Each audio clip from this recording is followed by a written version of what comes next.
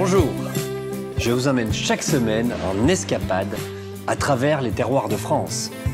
Découvrir tous les secrets d'un produit qui fait la richesse de notre cuisine, de notre culture, en un mot, de notre patrimoine. Et le voyage commence ici. Bienvenue dans mon épicerie film.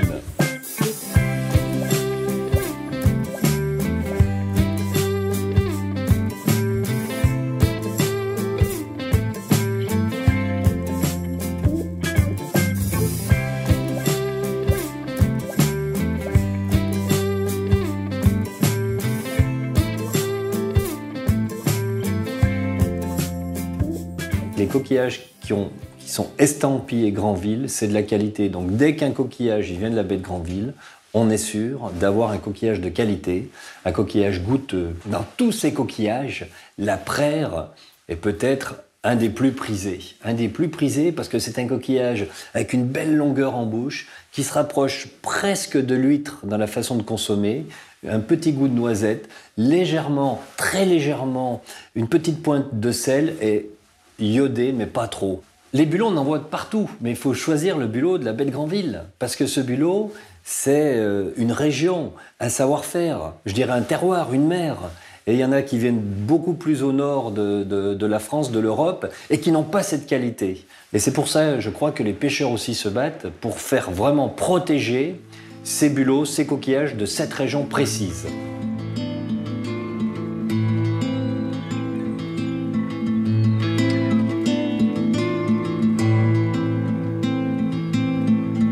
Située sur la côte ouest du Cotentin, entre le Mont-Saint-Michel et Cherbourg, Granville est connue pour sa grande diversité marine.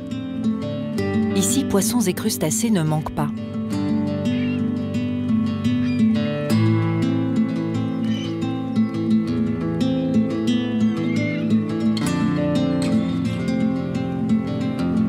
Sur la côte normande, Granville est aujourd'hui connu pour être le premier port coquillier de France. Mais avant de faire dans la coquille, cette cité avait déjà une grande histoire avec la mer. Pendant 400 ans, son destin est intimement lié à la pêche à la morue. Dès le XVIe siècle, la cité envoie marins et bateaux aux Antipodes, à Terre-Neuve, l'épicentre des bancs de morue dans l'Atlantique. La morue reste l'activité essentielle du port jusque dans les années 1930. Aujourd'hui, une soixantaine de bateaux polyvalents pratiquent la pêche au coquillage. Les fonds sableux sont généreux en praire et en bulots. Ils font même la renommée de Granville. À 26 ans, Baptiste Guénon est le plus jeune patron pêcheur du port. Il se passionne pour un coquillage méconnu, la praire. J'ai essayé un peu toutes les pêches. Et le métier qui m'a plus plu, c'est le métier des praires. Parce que c'est un métier de recherche, beaucoup, et qui est assez intense. C'est un peu un défi, c'est comme si tu cherchais un trésor, quoi. Toute la journée, tu cherches, et jusqu'à temps de trouver sur la zone où c'est qu'il y a beaucoup de praires. Ce qui me plaît dans la mer, c'est qu'on est libre. Sa liberté, Baptiste la savoure à bord du Saint-Andrews, un chalutier acheté en 2011. Comme tous les pêcheurs granvillais, il vit au rythme des marées.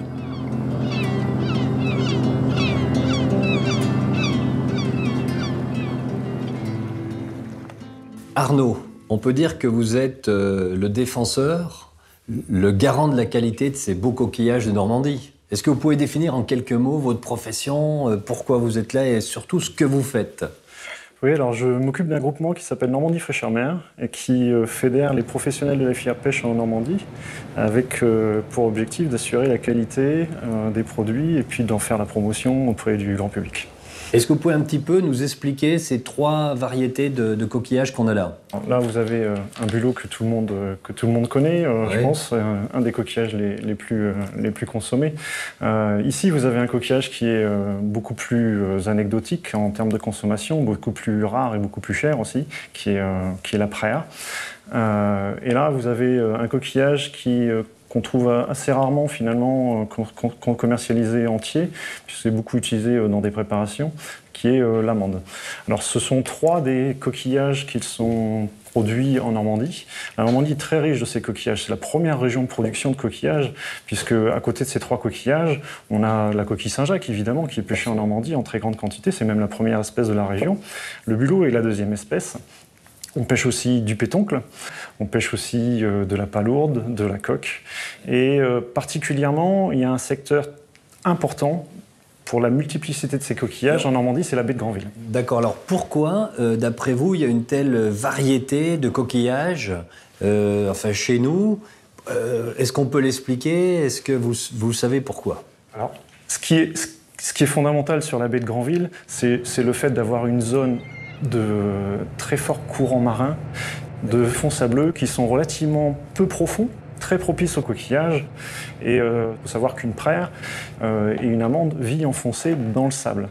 Donc il faut du sable pour pouvoir qu'elles se vivent. Donc la baie de Granville, ça n'est que le prolongement de la baie du Mont-Saint-Michel, qui s'étend jusqu'aux îles de Jersey, de Guernesey, sur des fonds qui sont d'une trentaine de mètres de profondeur, avec des fonds qui sont très sableux, avec des débris coquillés en fait. Les fonds marins sont constitués de débris coquillés et de sable, et c'est des environnements très propices au développement des coquillages. Et est-ce que la température de l'eau, parce qu'on n'a pas parlé de la température de l'eau, est-ce qu'elle joue sur l'écosystème? Est-ce qu'elle joue, on a bien compris, cette diversité grâce au sable, au coquillage que l'on peut trouver, mais est-ce que la température de l'eau, elle influe justement sur cette diversité? C'est un facteur très important aussi.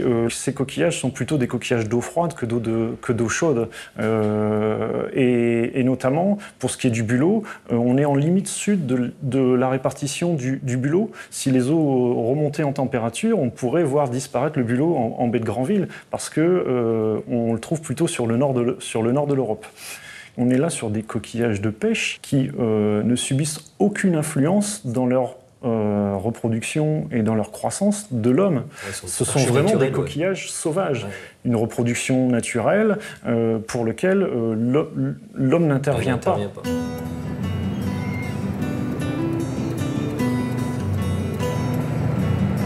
5h30 du matin, Baptiste et son équipage quittent le port de Granville à bord du Saint-Andrews pour 12 heures de marée.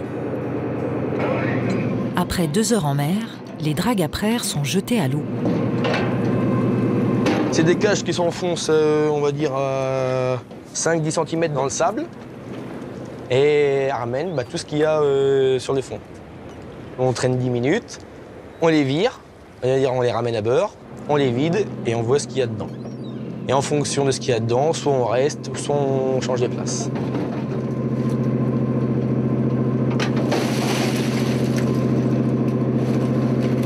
Par chance, la première remontée est bonne. Baptiste choisit de rester sur la même zone de pêche toute la journée.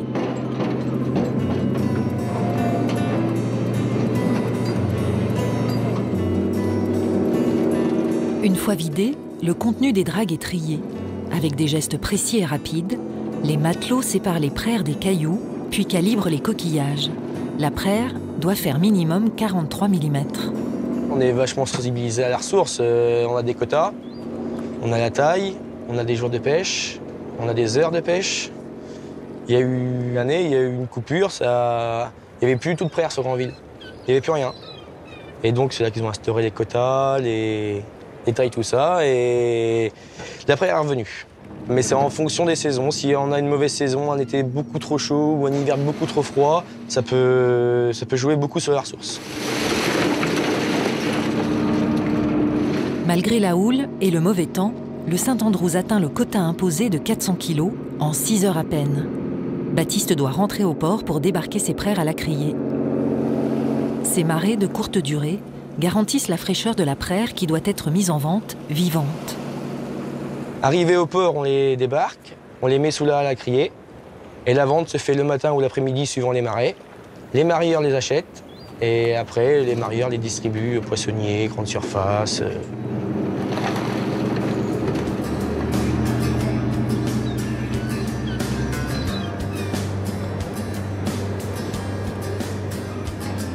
Là, une belle praire. La praire de cailloux, on la reconnaît parce qu'elle a déjà les marrons. Les praires marrons, les praires de couleur, c'est les praires de fond caillouteux. Après, les praires blanches, c'est les praires de sable. Mais la meilleure qualité, c'est celle-là.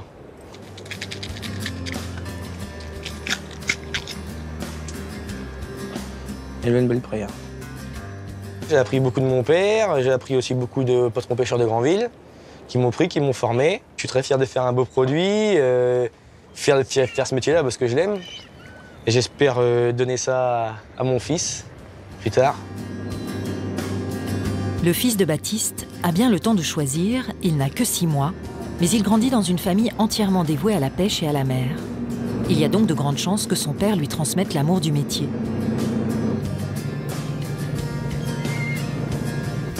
L'autre pêche traditionnelle à Granville, c'est la pêche au bulot. On la pratique toute l'année, à l'exception du mois de janvier. Didier Le Guélinel pêche le bulot à bord de son catamaran, le Tétis. Le bulot, ça se pêche au casier. Pour ça, il faut mettre de la bête, un appât frais dans le casier qu'on change tous les jours. Le bulot vient manger, une fois qu'il a mangé, il fait la sieste et puis on l'attrape. Ces casiers noirs, au fur et à mesure, on les ouvre, on les vide sur la table de tri. Les petits bulots sont immédiatement rejetés à la mer puisque la table de tri débouche au-dessus de l'eau. Et les bulots de taille commerciale sont réservés, lavés, stockés en grêle. À chaque fois qu'on vide un casier, on remet de l'appât frais et on va le ranger sur le pont. Quand on a fini de travailler les 60, on replace l'ensemble qu'on appelle une filière et on la remet à l'eau pour revenir la chercher le lendemain.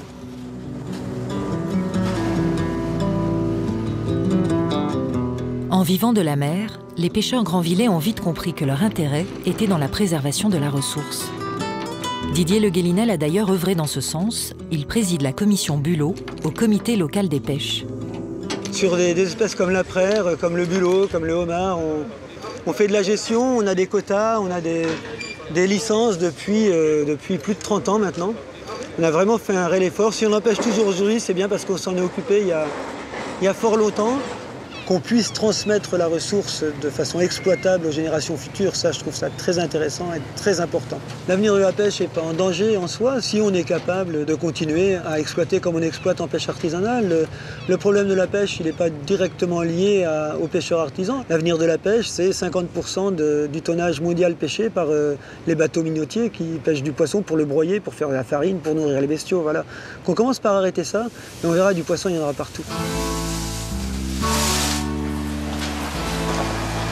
En attendant plus d'éthique dans la pêche, on respecte ici le quota maximum qui est de 900 kg de bulot par bateau. Une fois atteint, l'équipage peut rentrer au port pour la criée de 16 heures.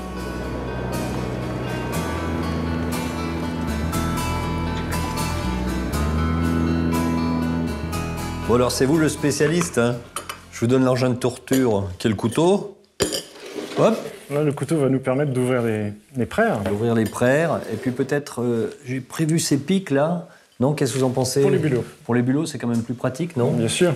La première des choses, c'est d'enlever le petit opercule. Alors qu'est-ce que c'est cet opercule là?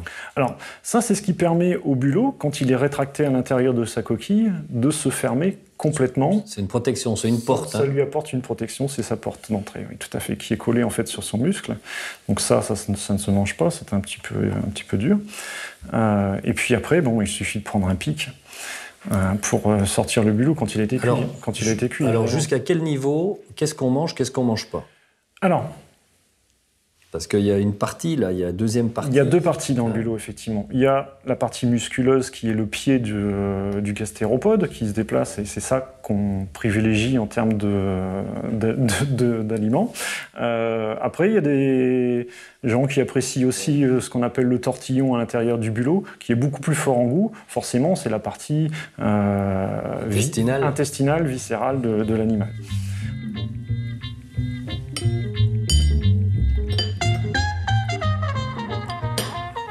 Ce qui en fait son attractivité aussi, c'est cette possibilité de le manger à l'apéro, facilement. Ce côté sympathique de prendre avec les doigts, de pouvoir prendre avec les doigts, de partager, de manger ça en pickle aussi. On peut en faire des petits toasts aussi, une fois qu'on a récupéré la chair par exemple. On peut faire des choses très très simples sur le bulot. Ça sent bon, et c'est vrai, chaque fois qu'on sent un produit de la mer, c'est s'échapper, hein, c'est partir.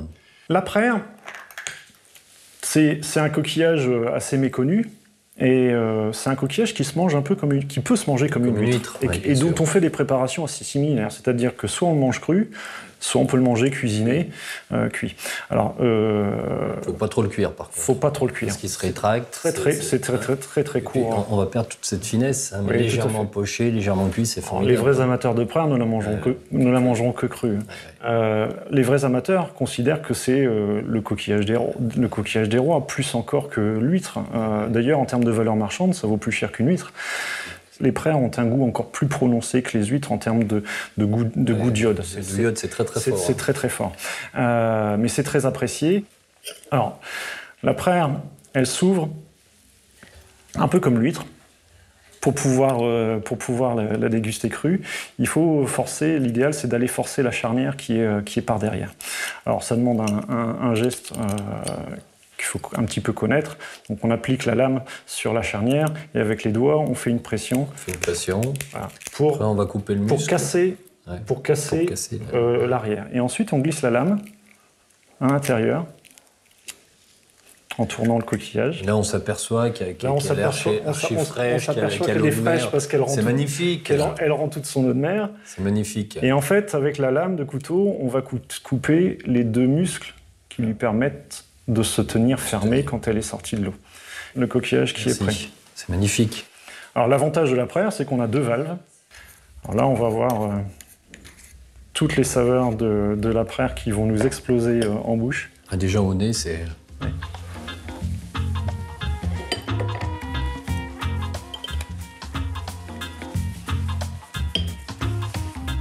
C'est bon.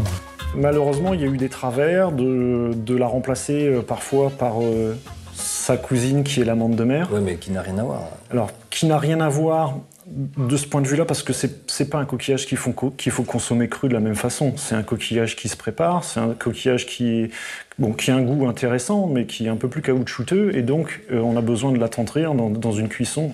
Alors, un consommateur, il est sur les étals des marchés, des grandes surfaces. Oui.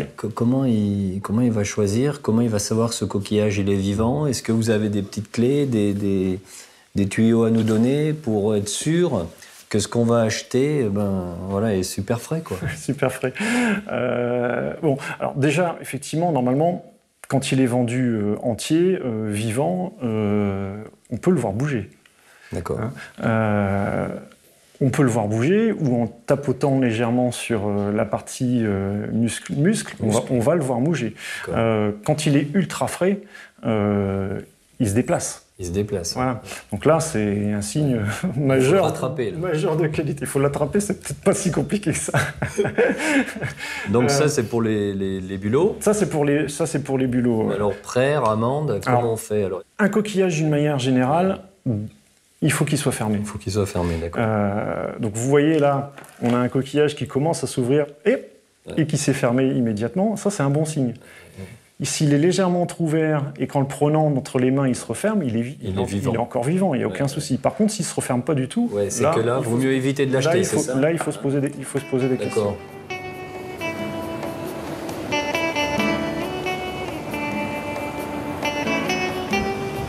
Avec plus de 40 espèces pêchées et débarquées, Granville est le premier port normand.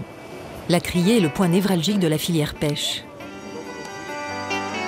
Aujourd'hui, les marailleurs inspectent les lots de manière dématérialisée sur un écran. La pêche est une activité cruciale pour l'économie de la ville. Elle est issue d'une longue tradition de commerce. Aujourd'hui, s'il y a une pêche importante avec des bateaux de pêche à Granville, c'est parce que traditionnellement, on pêchait déjà tous ces coquillages et ces crustacés à pied. Vu la richesse des coquillages, on a aussi beaucoup d'amateurs qui viennent sur la côte, notamment lors des fortes marées, et qui profitent de la possibilité de pêcher des prères, mais aussi du bulot, des homards, des palourdes, sur le littoral de la Manche. Ce qui fait la richesse de la baie de Granville, c'est le fait d'avoir des fonds relativement faibles, et puis d'avoir aussi, face à Granville, des îles importantes. Chausey, Minquier, Jersey, Guernesey.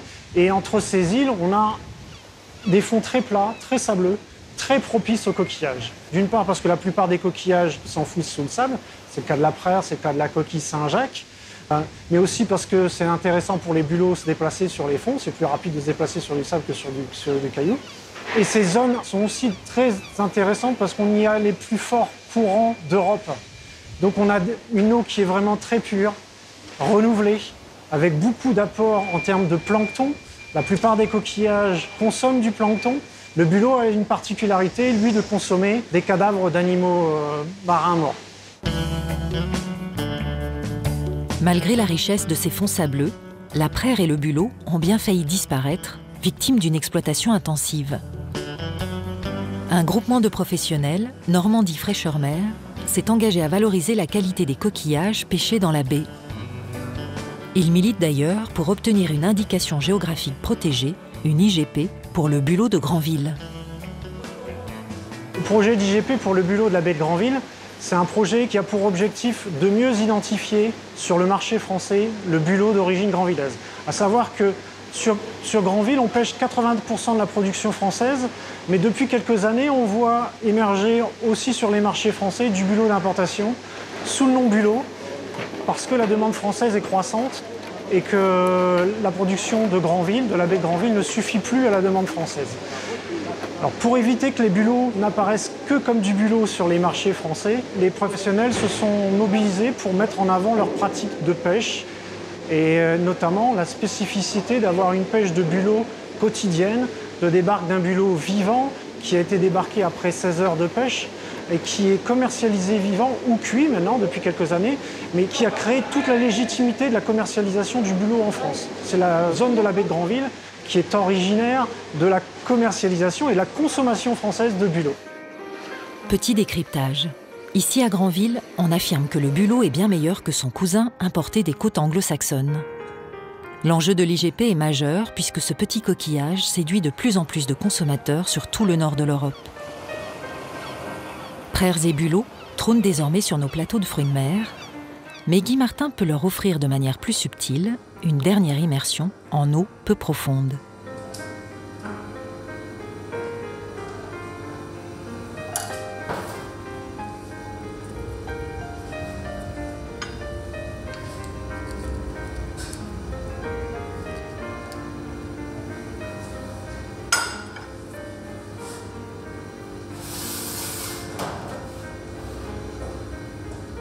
Arnaud, je vous ai préparé un bouillon de châtaigne avec vos beaux coquillages. Alors j'espère qu'on va retrouver la texture de ces coquillages qui est vraiment intéressante parce qu'il y a de la mâche, on n'est pas dans le mou, il y a de la mâche. Et en même temps, ce côté iodé, et pour moi c'est le mélange entre la terre et la mer. Mais je pense que la châtaigne va très très bien aller avec notamment les praires. Je crois que ça va... Aussi. Bon, écoutez... Ça me met en appétit. Bon, on va goûter déjà visuellement, et c'est vrai qu'il y a déjà les effluves, on sent un petit peu tout ça. Ça paraît prometteur, mais est-ce que ça l'est? Attention. Je ne me fais pas d'illusions, ça va être très bon.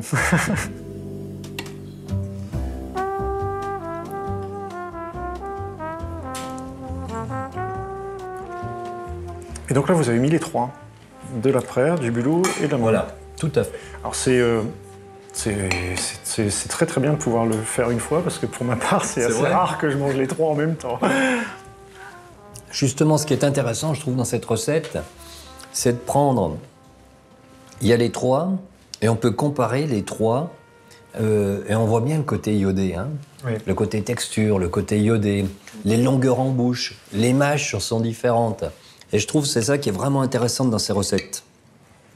Une association du côté iodé au goût de châtaigne est vraiment très intéressante. Je prépare au départ un bouillon de poule. Un bouillon de poule. Je cuis une poule dans l'eau, comme un pot-au-feu, oui.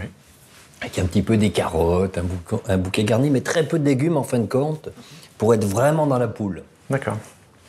Une fois que cette poule est cuite, dans la poule, on va la déguster nous, et puis je filtre le bouillon, et ça va être ma base de la cuisson de la châtaigne. D'accord. Dans ce bouillon de poule, vous y associez... C'est de la crème, Il n'y a pas de crème du tout. D'accord. Le côté crémeux... Le côté crémeux, il vient de quoi? La châtaigne.